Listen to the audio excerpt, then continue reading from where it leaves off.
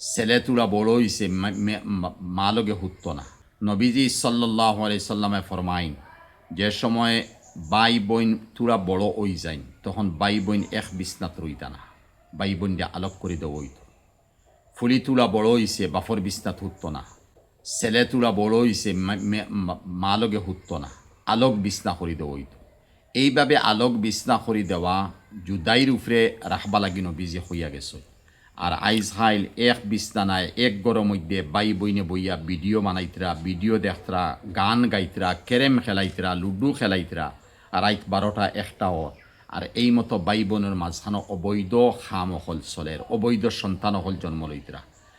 আর এই সমাজরে আমরা যেভাবে ঠেলিয়া নিয়া আমরা খারাপ ফতে নিয়া আজাইয়ার, এর সবচেয়ে বড় জিম্মাদার ও বাই বোনের মা বাপ গার্জেন। তুমি তাই দেখো না, এখানে তুমি তাই বিছনা আলোক করে দিলে না, একলগে তারা গফ করের, খুশি ঠাট্টা করের, মজাক করে, তুমি তাই কেন দেখো না এখানে। এর কারণে ইতা জিনিসটা কি বাঁচিয়া তাহক। আর জিনার বাজার বড় আম হইছে। নবীজে ফরমাইতরা যত গান বাজনা নাচ গান ড্যান্স হইব অত বেশি মানুষ জিনার দিকে অগ্রসর হইব।